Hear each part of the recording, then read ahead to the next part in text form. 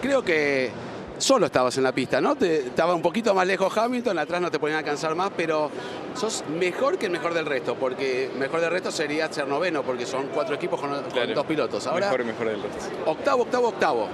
Saltamos después, ¿eh? Hasta ahora te lo permito, pero después, buena carrera, buen fin de semana, salió todo bien, ¿no?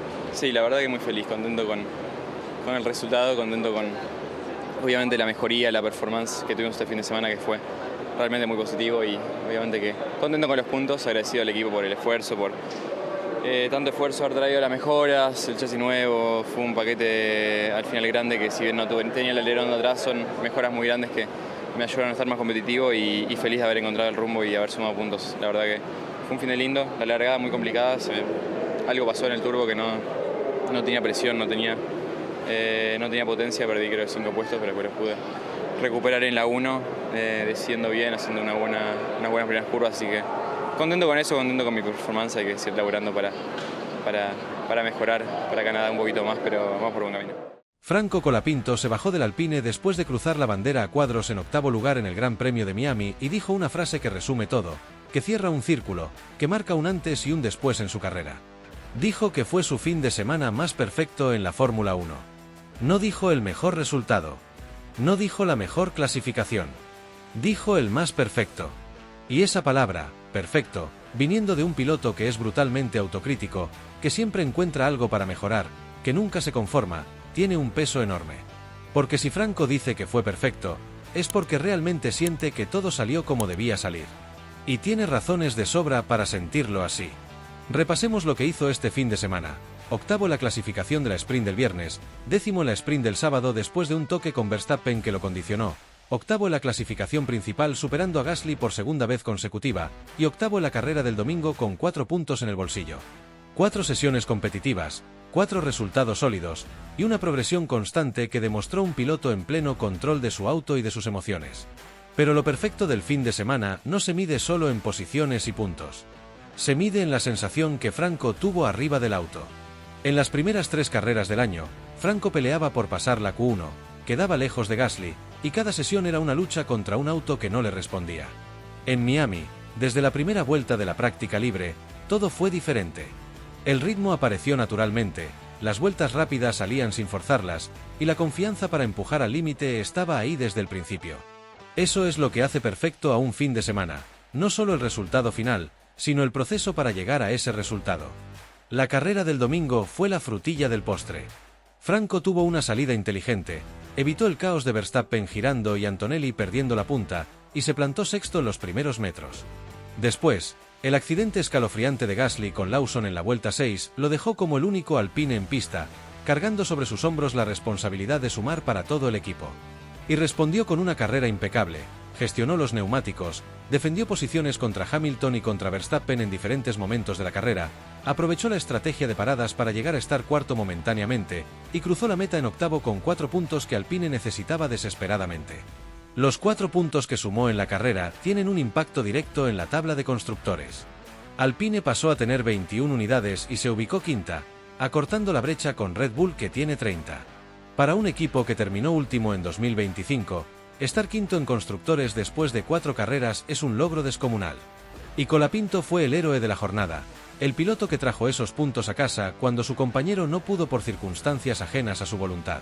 También hubo un momento especial antes de la carrera que completó el cuadro perfecto del fin de semana. Lionel Messi visitó el paddock de Miami con su familia, se subió al Mercedes de Antonelli y se encontró con Franco. El cruce entre los dos argentinos más famosos del deporte mundial en ese momento generó una ola de emoción en las redes sociales. Después de la carrera, Franco bromeó diciendo que hay que traer a Messi a todas las carreras, como si la presencia del astro del fútbol fuera un amuleto de la suerte. Lo que viene ahora es Canadá, el 24 de mayo, en el circuito Gilles-Villeneuve de Montreal. Otro fin de semana sprint, otra oportunidad de sumar puntos. Y con una novedad crucial, Franco recibirá por fin el alerón trasero nuevo, la pieza que le faltó en Miami y que Gasly ya tenía. Cuando esa actualización se sume al paquete de la 526, el potencial del auto de Colapinto va a dar un salto significativo. Si en Miami, sin esa pieza, ya pudo terminar octavo y sumar 4 puntos, imagínate lo que puede pasar en Canadá con el paquete completo. Franco habló de su fin de semana más perfecto. Y ahora, Con la confianza de Miami en las venas, con 4 puntos frescos en la tabla, y con la promesa de mejoras técnicas en el horizonte, la historia de Colapinto en la Fórmula 1 2026 está recién arrancando de verdad.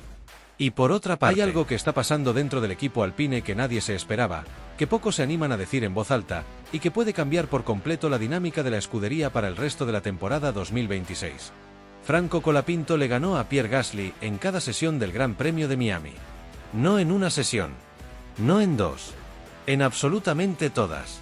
En la práctica libre, en la clasificación de la sprint, en la clasificación principal, y en ritmo puro de carrera cuando las condiciones eran parejas y no había incidentes de por medio. Todas las sesiones del fin de semana sin excepción. Y no le ganó por centésimas que podrían explicarse por una ráfaga de viento oportuna o un poco más de temperatura en los neumáticos en el momento justo.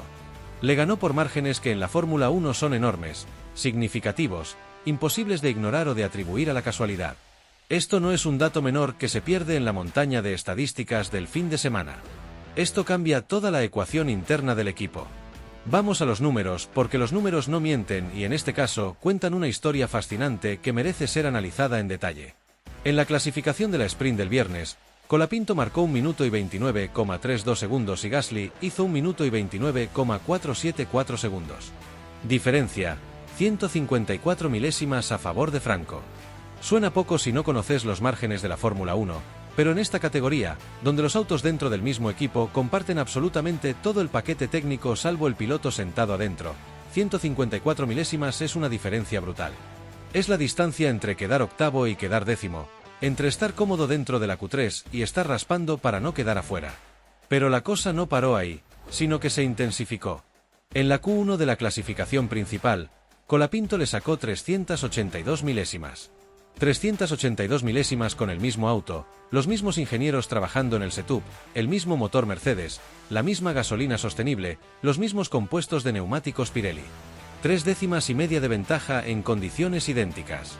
En la Q2 volvió a ser más rápido, por 95 milésimas. Y en la Q3 definitoria, terminó octavo con 1 minuto y 28,762 segundos, mientras Gasly fue décimo con 1 minuto y 28,81 segundos. Esos 48 milésimas se achicaron porque el francés mejoró en su última vuelta, mientras Colapinto abortó su intento. Pero ese detalle es clave. Franco ni siquiera necesitó completar su mejor vuelta posible para ganarle al piloto con más experiencia del equipo. Estos números son demoledores cuando los pones en contexto. Pierre Gasly lleva 180 grandes premios en su carrera. Tiene una victoria histórica en Monza 2020, múltiples podios, y conoce Alpine al dedillo porque lleva 4 temporadas con el equipo. Sabe exactamente qué necesita del auto y cómo pedírselo a los ingenieros. Tiene una relación consolidada con su lado del garaje.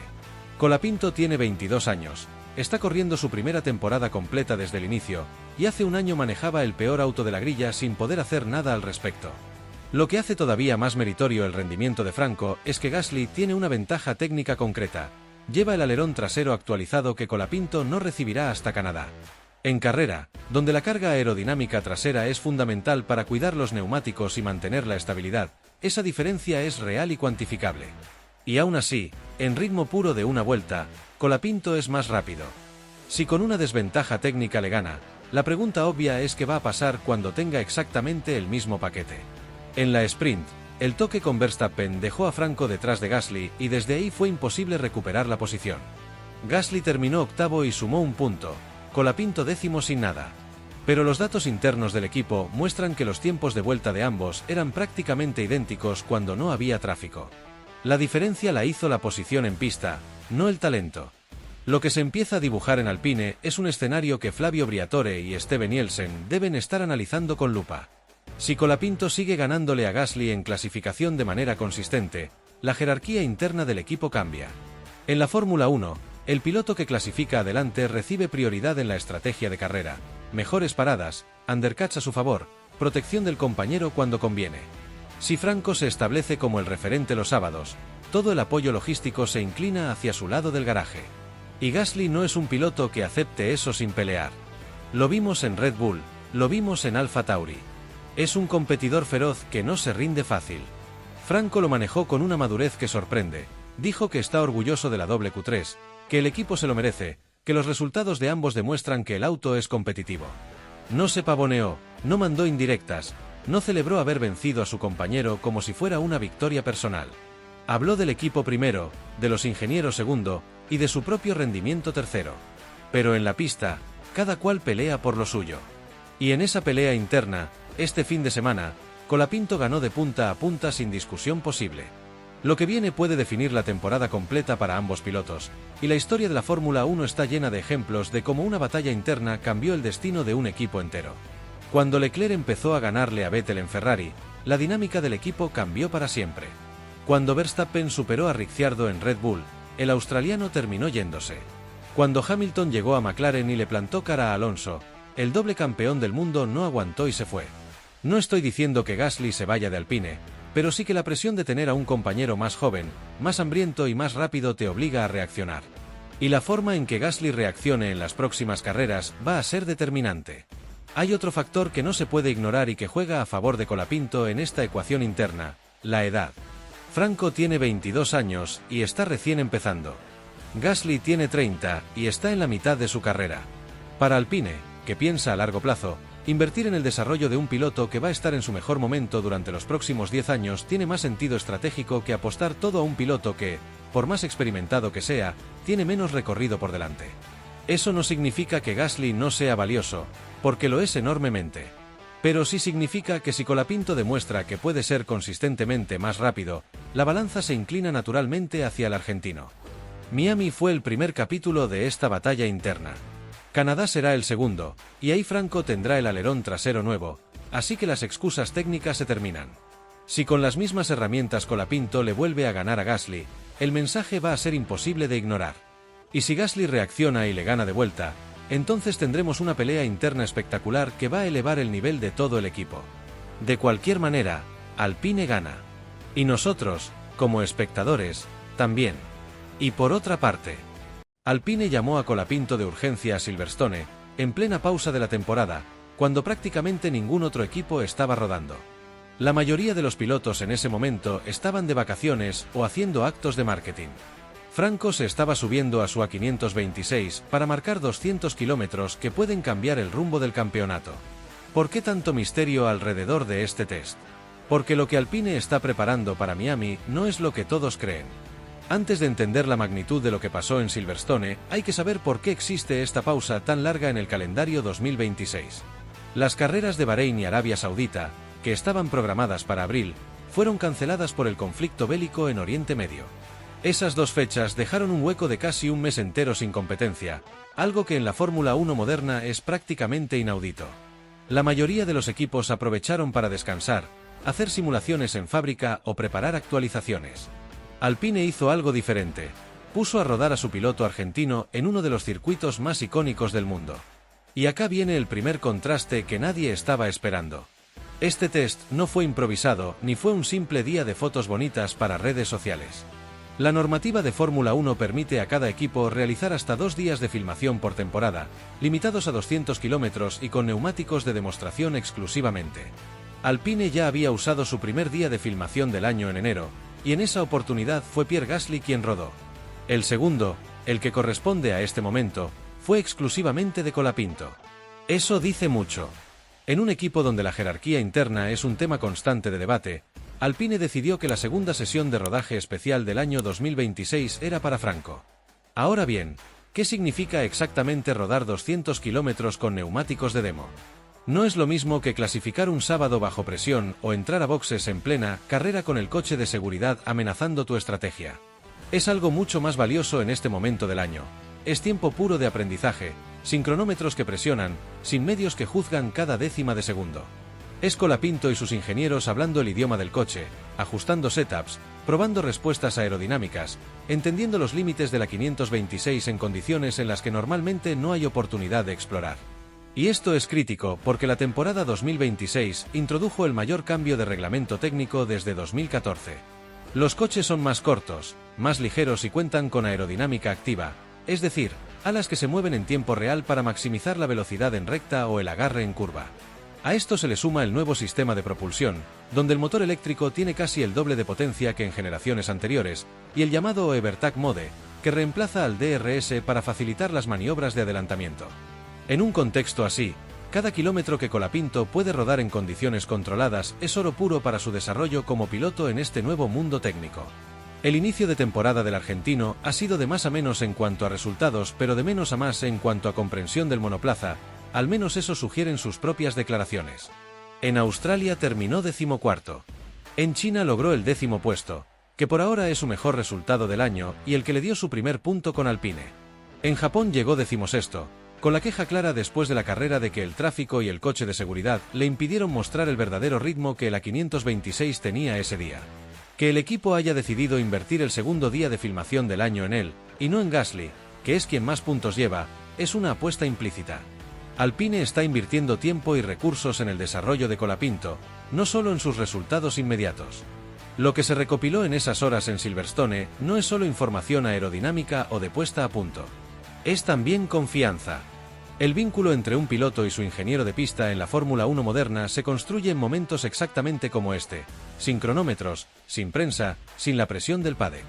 Colapinto salió del día de filmación con más kilómetros de F1 en sus piernas y con un entendimiento más profundo de un coche que en 2026 funciona de una manera radical.